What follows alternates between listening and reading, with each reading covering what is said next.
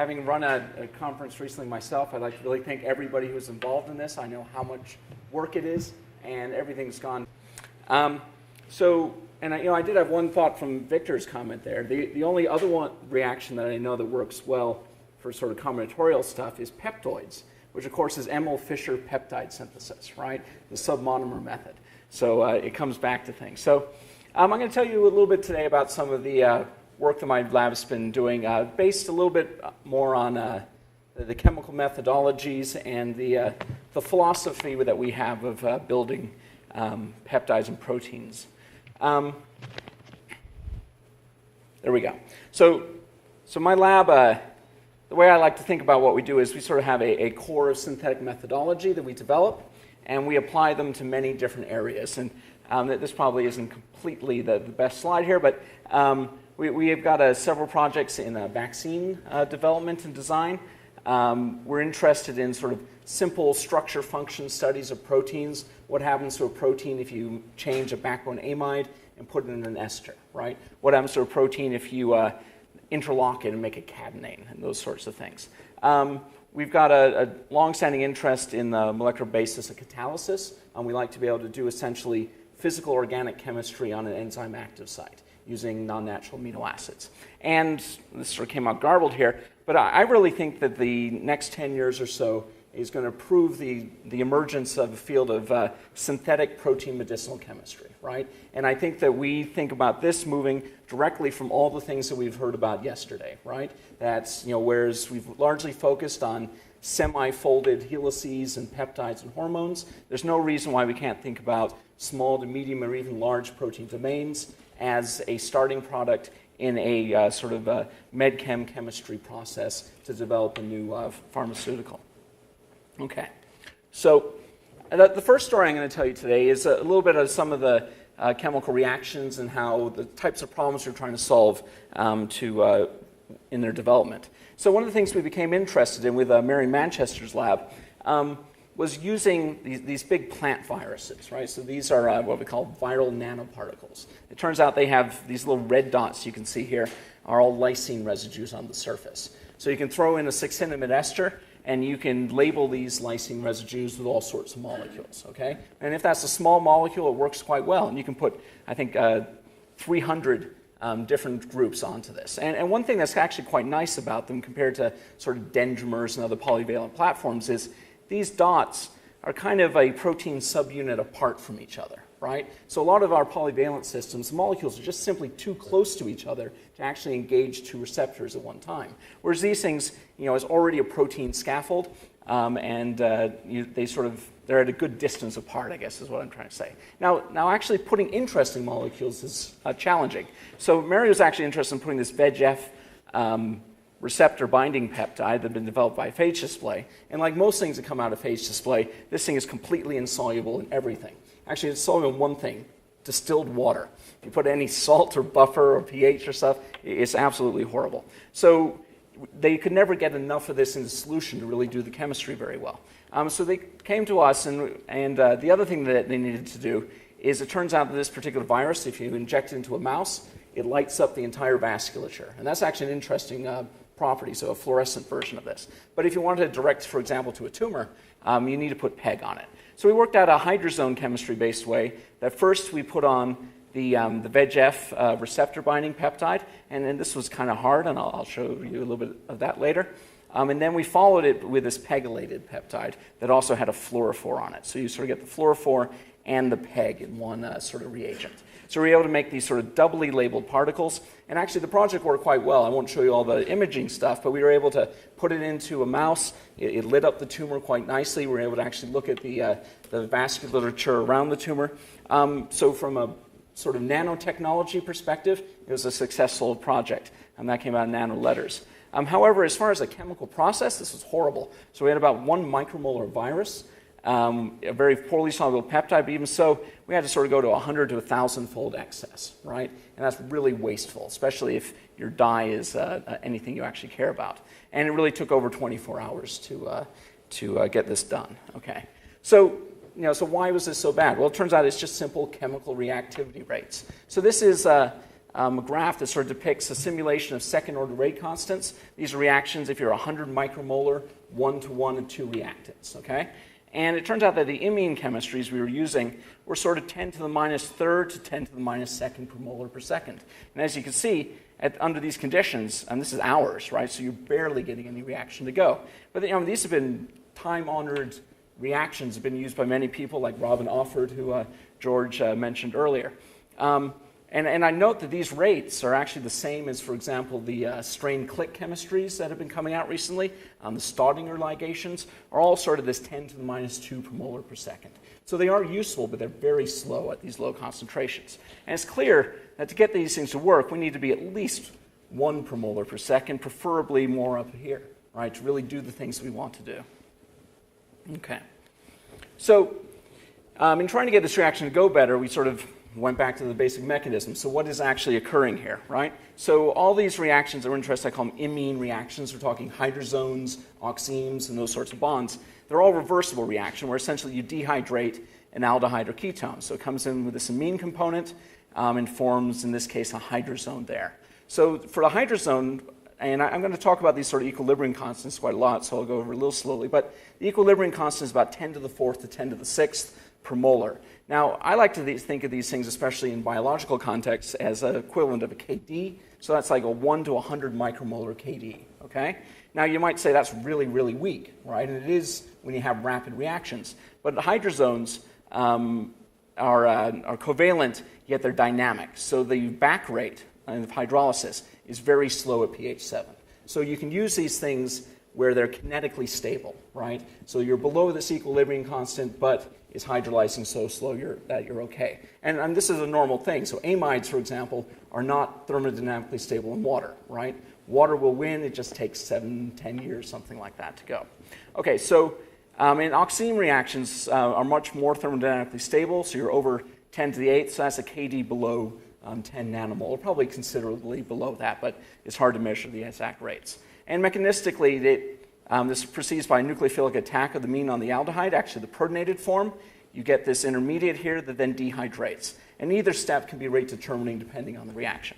And because the amine, as you go down in pH, starts protonating, and the aldehyde is actually more reactive at low pH because it's protonated in this form, you get these sort of bell-shaped curves. So it works really well at around pH 5. It gets worse as you go down either side. Okay, so enough of that. So what the answer that we found came actually from some old work of Bill Jenks, and it turns out that aniline is a very potent nucleophilic catalyst for all these reactions. And what aniline does is it comes in, and this is the key intermediate right here, this protonated imine. So this iminium group here undergoes essentially now a transamination. So the hydrazine comes in, and it displaces the aniline, so it's used there. So aniline is not used up in the reaction, and it simply makes this reaction go much faster, and I'll show you exactly how. And the reason it works is that the equilibrium constant of aniline with the aldehyde is extremely small, so you're talking about an equilibrium constant of 1, so you need sort of 1 molar to get any appreciable amount of it. So it allows you to use a large excess of the aniline. The pKa of the Schiff base, so right here, this protonation here, is relatively high, so it's around 3. So that means that the physiological pHs we want to do things at, there's actually protonated iminium there. Unlike the aldehyde, which has a pKa of like -3, okay? So, and it also allows you, right, so I just said that, okay. So our overall reaction here is you just have your aldehyde, your hydrazine in the presence of aniline, and you're going to produce a hydrazone. Or if that nitrogen there is an oxygen, it's an oxime. I think I'll talk about oximes first. So here's an example. Now, much of this published, I'll sort of cut to the chase. This is the sort of thing that we were really interested in it for. For example, these Alexafluor dyes. These are great dyes. The wavelengths are perfect. They're pretty much infinitely expensive, right? I mean, you buy these things by the microgram, right? So if you're using a 10,000-fold excess, right, you're going to go broke pretty quickly. So in this case, we have 10 micromolar reactants, 1-to-1. We have a benzaldehyde group on a peptide. And the reaction here, now this is hours again. So you can see without aniline, it barely goes at all. And with aniline, we're done after, we got a lot after 10, really after 24 hours, we're pretty much to completion, okay? And this is at pH 7 at room temperature. And what I note is, and as you can see here, really oxime reactions at pH 7 were generally thought not to proceed at all. So, right, so we get about 1,000-fold rate enhancement, just simply by doing this in a 100 millimolar aniline buffer. And for the most part, aniline is just a buffer. You just can use it like you would use phosphate or something like that. Okay, so back to the viral particles. This is one where the chemistry had progressed, so we could actually up the ante a little bit. So now we're actually interested in sticking proteins onto a similar viral coat protein. This is flockhouse virus. And the idea here is Annette Schneeman's, who's got Annette Schneeman, whose lab's across the hall from me, she's trying to make anthrax vaccines. So she wants to take anthrax immunogens, put them onto these viral carrier proteins. Now, the way we did this was actually, this is a control, this is maltose binding protein. And we actually, and I'll talk about native ligation later, but we actually made it as an intine and did native ligation to bring an amino oxy group into it. There's many ways you could put this group on, but that was just convenient for this study. We labeled the virus on lysine residues with this benzaldehyde derivative, and this is the same one that's used by Solulink for a lot of their chemistries. Okay, so we take these two together, and you can see we reduce about a 2-fold excess of the maltose binding protein, and we're about 50 micromolar final concentration. Okay, so I don't want to go into this too much, but we could basically get a 50% yield for hooking on. So what I mean by that is every nanoparticle has about 90 maltose binding proteins attached to it, and it's got about 180 or 200 sites that are possible. Now, to some extent, this is great. We got it to work well, very low concentrations, but why didn't it go to completion? Well, it turns out that the density of these reactive sites is fairly high, and so this is an electron microscopy of just the empty underivatized virus, and here it is with the maltose binding protein on. So you can see they sort of look like meatballs here. And what's happened is I think we've just sterically occluded all the other reactive sites, right? There's just not enough room on the surface of this virus to actually have 180 maltose binding proteins. So in any case, so we've gone from situations where we were having a hard time putting peptides by adding millimolar amounts of it and letting it go for 24 hours, to now we can actually put full-folded proteins on at micromolar concentrations. Okay, so I'm going to talk a little bit about, so those are oximes, and those are fairly irreversible reactions. I can tell you a little bit about hydrozones. Now, hydrozones react a little bit faster. So in this case, we have 10 micromolar reactants, pH 4.5. So this particular hydrozone is one that was developed by Solulink, and it's this isonickel-tinyl hydrazine here and a benzaldehyde group. And it forms this great chromophore, so it's around 340 nanometers. Extinction coefficients, I forget, around 20,000. So you can actually monitor all your reactions by UV vis, even in nanoparticles and quantum dots and stuff like that, which is really nice because running gels or trying to do HPLC for these things is very difficult. So you can just simply monitor your reaction. Okay, so what we found was that, again, without aniline, it goes slowly, 10 millimolar and 100 millimolar aniline. You can see we're pretty much here at equilibrium at that point. And one thing I'm going to note here is this is minutes now, okay? We're 10 micromolar, the reaction's occurring in minutes, okay, instead of hours. So it's going very quickly, and we're actually about 10 to the third per molar per second at this point. So we're going very fast, and even at pH 7, we're at 170 per molar per second. So that really enables reactions to be going much, much quicker. So back to this chart here, you can see we started kind of in this sort of range here, and now we can move up to where we're actually above where our original graph was, sort of at 1,000 per molar per second. And really, you can tune these things at about 6 orders of magnitude in reactivity. And that really allows you to customize and tune the reaction for the application that you want to do. And we can do sort of 10 micromolar of each reactant, right? Nothing in excess, and you're done in minutes. Antibodies, for comparison, are about 10 to the 6 per molar per second for their binding. So we're 3 orders of magnitude slower than ELISA or something like that. But still, we're getting pretty fast rates. Now, I want to just very briefly mention something I glossed over here. I showed you this, and I said that the reaction's done here in minutes, right? It depends what you mean by done. By done, I mean it's at equilibrium, right? It's not done. It's only 60% ligation here. And so why?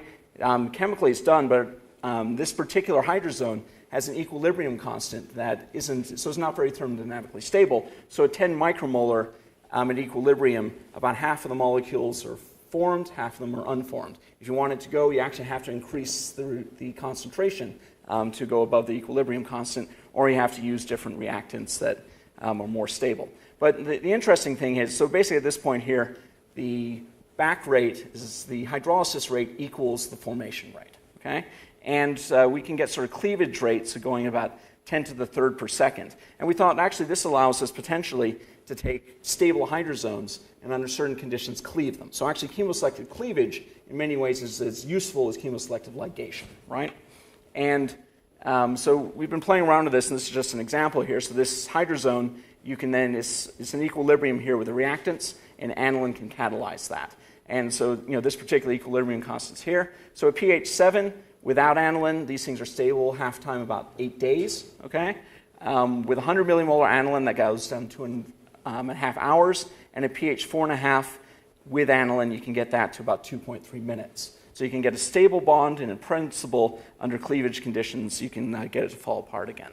And I really won't go into this, but you can sort of do metathesis reactions where you form the hydrozones, throw them in aniline, and they rapidly shuffle to all possible derivatives. And what we've developed this, and this is published a couple years ago now in Angevante, is we made this into a reversible biotinylation reagent. And what you can do is basically you can biotinylate your protein. It turns out Solulink sells this as what they call chromolink biotin. It's a perfectly stable chromogenic biotin derivative. It's nice and soluble, so it's great properties. But it turns out in the presence of aniline, you can make it fall apart. So it's actually has added utility. So basically, you can add this, add aniline, a little bit of hydroxylamine, you can cleave it, or you can bind it. So, sorry, this is actually, say, an avidin bead. So instead of stripping it with 6-mole guanidine, you can throw in aniline, for example, in an Alexa dye, right? And now you do a dye exchange. So you used to have a biotinylated molecule. Now you have a fluorescently labeled molecule. So we put this in a bunch of things, and it even works in pulling things out of serum. Okay. So the second half of my talk, I'm sorry, I used to have a good transition here. But the points I want to make here is that these reactions are very chemoselective. So, the term that George developed, orthogonality, also has been used a lot for chemical reactivity, right? So while you have orthogonal protecting groups, right, under different conditions, we think about orthogonal reactions, reactions that you can do that go specific chemistries and don't cross-react with each other. So these are reactions that you can do in complex biological molecules, and the rates are fast enough to work with big molecules. Okay, so the last thing I want to talk about is how we use these chemical ligation reactions to build proteins. Okay, so this is the type of thing that we've been interested. So this is a thrombospondin domain. You can see, it's not a huge protein. It's 60 amino acids or so, and we became interested in this one. So it's an angiogenesis inhibitor. Actually, Abbott had a drug based on, or a lead based on the peptide down here.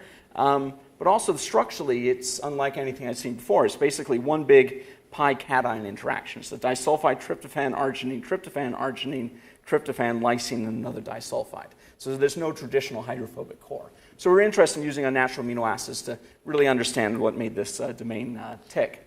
So when you think about making something like this, it's a little too big for solid-phase peptide synthesis to go in one shot, right? Or at least in a good homogeneous manner. And actually making the peptides, it's certainly too long for this particular one.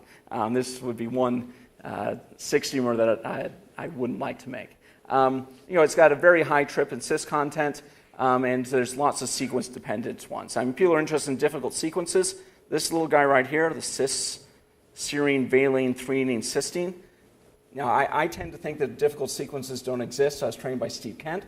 This one, it doesn't matter the context. Whenever we go through this, everything falls apart. In the middle of a peptide, beginning of a peptide, end of a peptide. So, but that can be another day. But this is the sort of thing you look at. Okay, so how are we going to make it?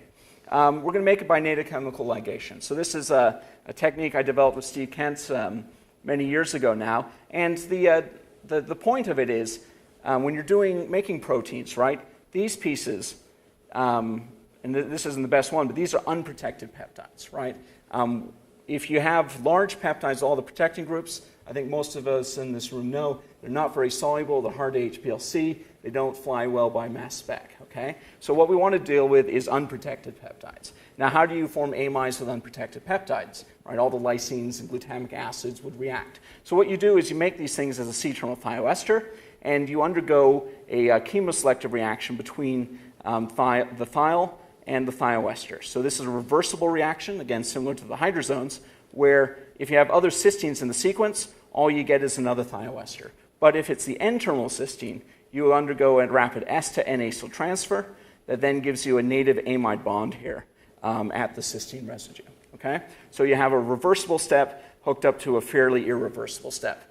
Derek McMillan's in this audience, and he's been showing some really nice work showing actually this last step's reversible as well. But maybe you can invite him next time to tell that story. Let's see what I was going to say here. So this reaction works quite well, and we can use all sorts of thiols and catalysts to get it to work well. So for this particular protein, there's multiple ways you can make it. It's filled with cysteines, right? So you can see that you can ligate between this site, or this site, and actually all of them work. So these are crude ligation products here, and some of them finished, some of them not quite finished. So this one you can see here, I mean, you tend to get a tiny bit of stuff, but you get a nice clean product for the most part. Here's one that's partially done. So you can see here's the C-terminal peptide that actually has the N-terminal cysteine. Here's the N-terminal peptide with the thioester and the product there. And again, here's another crude product. So all these things are done after 18 hours. You can control the rate by pH and the thiol additives you use, but we can do them for between, say, 1 and 24 hours is our time at pH 7. And we get usually around a 50% recovered yield when we do these types of reactions. Okay? So if you have 10 mgs and 10 mgs, you get about 10 mgs back. Okay. So in this particular protein, we were interested in looking at these pi-cation interactions, and just very briefly, we know rings have these electronegative areas right in the middle of the ring, so that would be just say a phenylalanine, for example, and the indole has this sort of slightly polarized ring there. But you can see a positive charge can just sort of lie in there. And this has been well characterized. For example, choline will bind right into these things, for example, like acetylcholinesterase and other enzymes. So Dennis Dougherty has done a lot of work on these. And it seemed pretty clear that the thrombospondin domain was taking advantage of these interactions. So you can see it's got this tryptophan, the arginines right in the middle, and another tryptophan. Now, if you want to use natural amino acids to study this, good luck. All you can do is lysine, and lysine actually is the wrong length to really fit in there. You could take a glutamine, but glutamine's way too short, so they really aren't good tools. So we did, for example, an arginine to ornithine. Ornithine's one shorter than lysine, so that puts the positive charge right at this site there, okay? So when you do this in this particular protein, so what we wanted to do here is basically just remove that guanidine group there, okay? So we got the same charge. We're now, instead of a diffuse guanidinium charge, we have a point charge, but we lost a lot of packing. And you can see it's hugely destabilizing to this, 2.5 kcals per mole.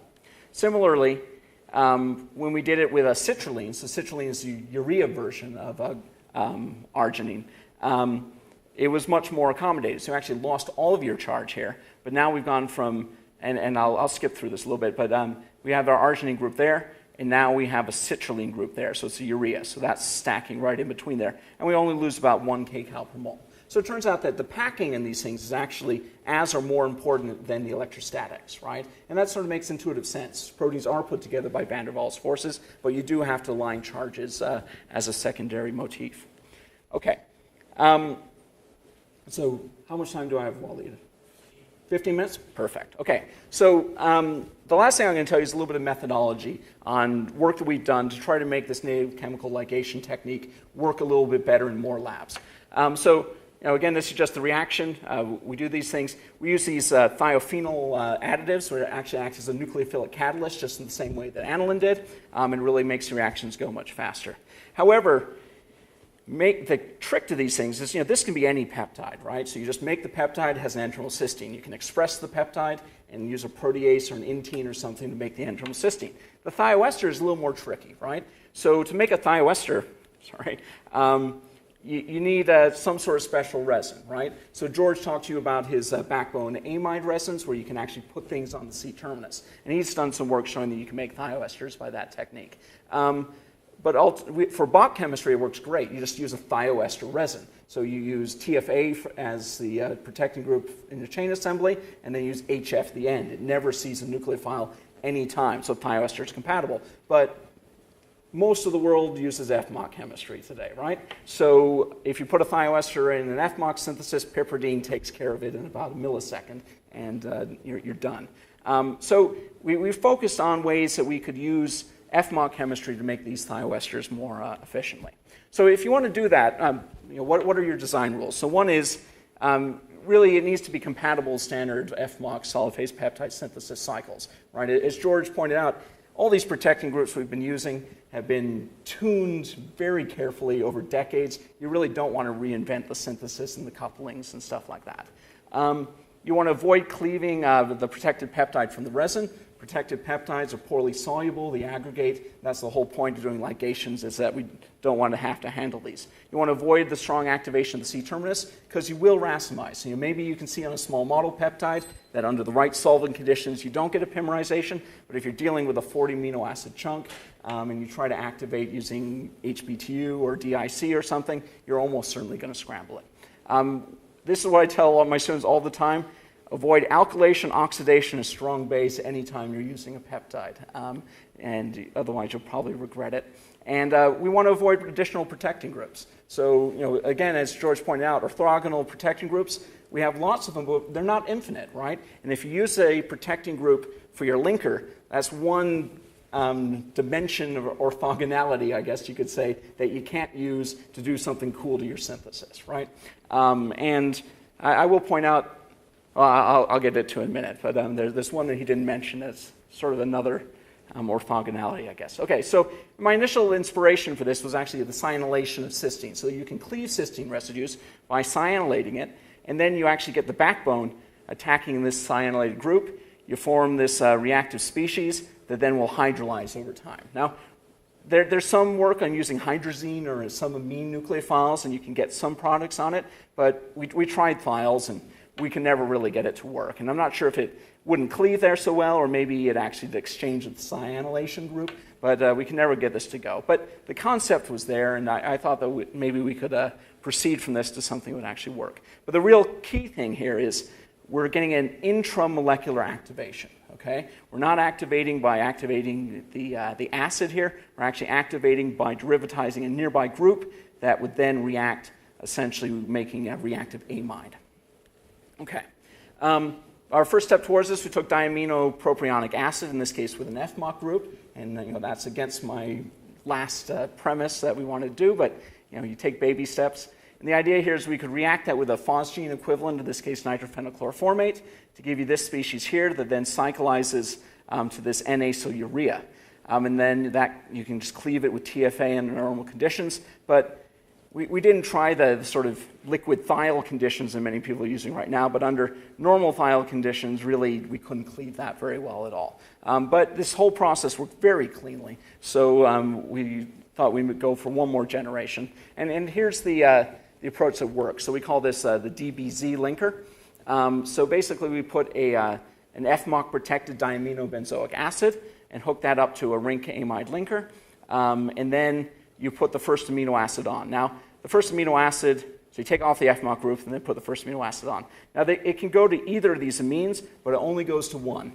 And the other one is both hindered, and the aniline isn't very reactive to begin with. So actually, it turns out you don't have to protect that at all, and you can do your entire synthesis. So another way to protect something is just make it not very reactive. And actually, we don't protect hydroxyl groups a lot in synthesis, and we found that to be quite useful, even with a full N-link carbohydrate.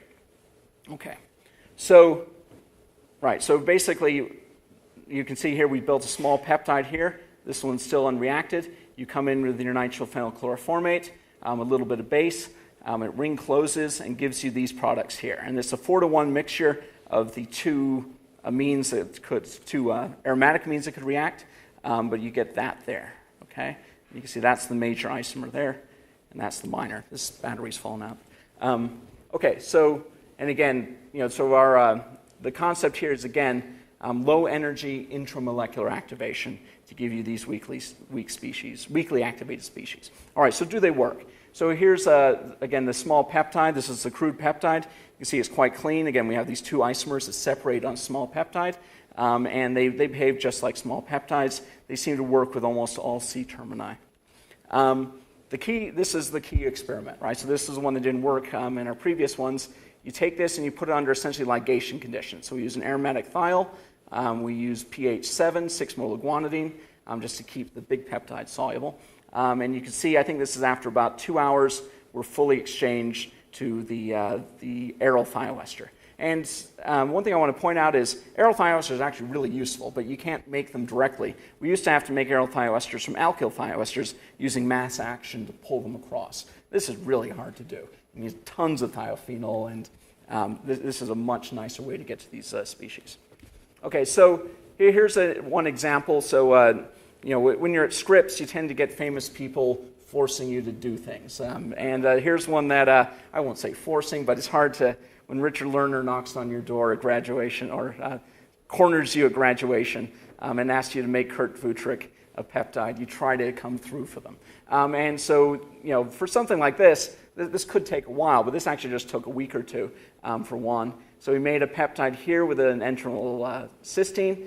We made this, here you can see an arginine, it's the C-terminus, and we have this NBZ activated group there. We then ligated it together. We got a 59% recovered yield, and the reaction only took 1.5 hours at pH 7. And you can see here's the crude ligation product. Again, there's the N-terminal cysteine, and you get nice clean products. Okay, it works well for doing post-translation modifications, and this was a huge motivation for FMOC chemistry, right?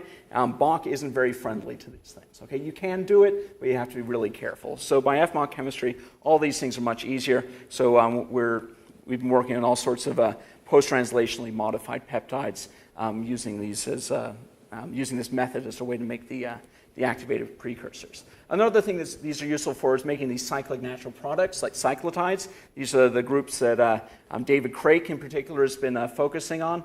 They're head-to-tail cyclic peptides that then have a knotted disulfide pattern inside of them.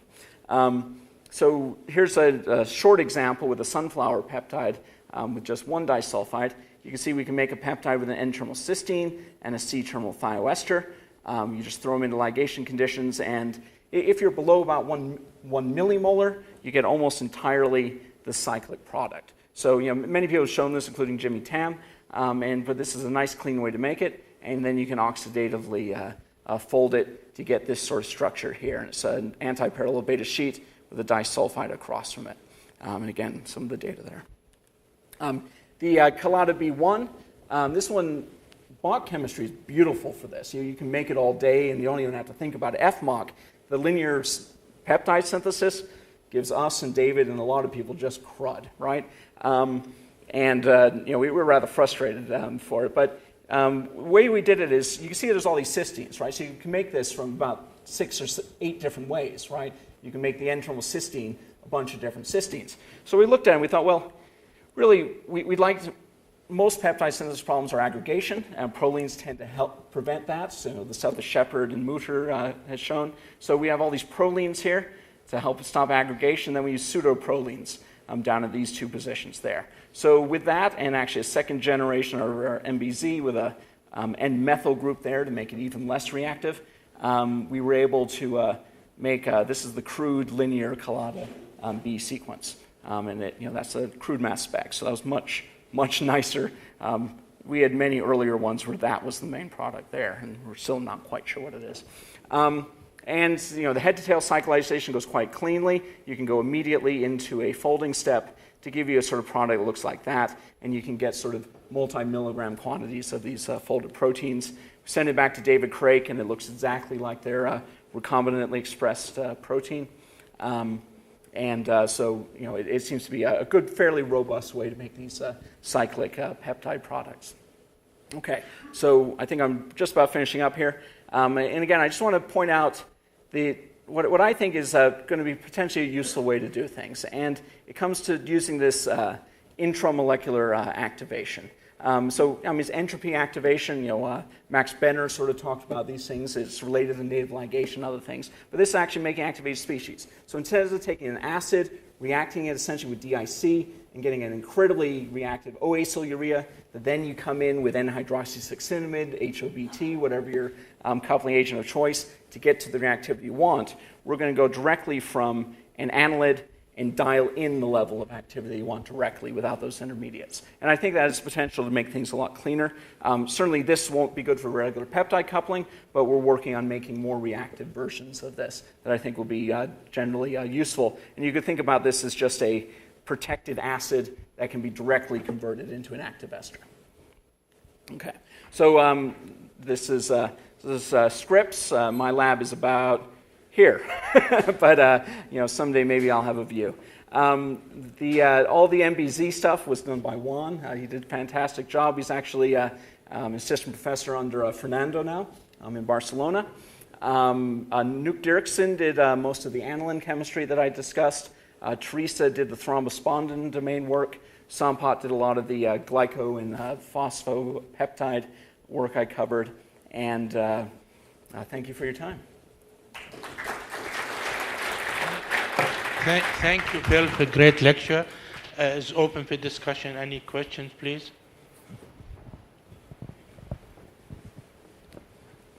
Just curious, in your pi-cation interaction studies, which was very nice. Did you ever try an amidine instead of a? No, we haven't tried the amidine. So we've done the ureas. We have done methylguanidines, right? So that actually, the packing potential is more, and the charge is more diffuse, right? It goes to the edge of the methyl groups, and those are actually quite destabilizing on that. But we haven't tried the amidine. The alkyl amidines are a little fussy, right? But Dale Boger actually recently put an amidine into vancomycin, right? So he sort of stimulated me with me a little bit to try that out. So yeah. Some of the arrow ones are good. So actually, maybe we could do the yeah. I always one question I want to ask: what is the future large-scale ligation? You think it will be industrial operation one day? Right. So I see no reason why it shouldn't. I mean, it's sort of process chemistry, right? I mean, there's going to be, small things to work out. The thiols. So when I first did this, I used to use thiophenol and benzyl mercaptan, right? And it may sound nasty and stinky, and actually doesn't dissolve in water very well. But there was a method to the madness because the disulfides precipitate, so you maintain a nice reducing atmosphere. But you could see that would have a hard time scaling. But a lot of the things we do now are all homogeneous. We've gone up to hundreds of milligrams without trouble. So I don't see any real reason why they shouldn't scale to large amounts. Process research will solve the problem, you think? Yeah. I mean, I see no fundamental reason why. And economically is okay? What's that? Economically is okay? Well, so we've done some experiment on it. So, for example, 80mers, right? You can synthesize 80mers by solid phase peptide synthesis, right? And we have a project on glutaredoxin, okay? So it's got one disulfide. It's like a protein disulfide isomerase. So we made it in one piece, and you can purify it, fold it, repurify it, and get a product, okay? And it looks reasonably good. And then we made it by ligation, right? And did the same thing. Now, yield-wise, solid phase synthesis was equal to, maybe slightly better than doing the ligation. Now remember, you have to make two peptides, purify them, ligate them, purify them, okay? So there's no yield advantage. But when we did a guanine denaturation of these two products, the ligated material was simple, smooth transition. The solid phase peptide synthesis was straight line. So you can see that even though by HPLC and mass spec, that protein looked fine, we had microheterogeneity in the big peptide. So I think that the ligation's advantage, and really any fragment-based approach, is that you do limit your microheterogeneity. And I think that will be important if you're moving forward on big things. True. Okay. The last question. Along those lines, can you also comment on the scalability of the cyclotide synthesis using your chemistry? It should be scalable like any other peptide synthesis. So our linker is, it's just diaminobenzoic acid, right? So that's very easy to come by. Then it's just solid phase peptide synthesis. The only limitation we find, you don't want to use excess base in your coupling conditions on that. And I think a lot of people add HOBT and stuff to it, so that works just fine. Besides that, it's basically peptide synthesis, and you do an activation step at the end. So it seems to go really well. The shelf life as a solid of the N-acyl urea, it's not quite as good as thioesters, and I didn't go into it, but the whole native ligation works because it's thioesters. They have this really weird reactivity with water that's fantastic for us. They don't hydrolyze, basically. But they're fine for 2 or 3 weeks in the freezer. So I think all that would scale very nicely. Yeah. We don't do anything over a millimole, but. Please join me to thank George and Phil for this nice lecture. We have 15-minute break only.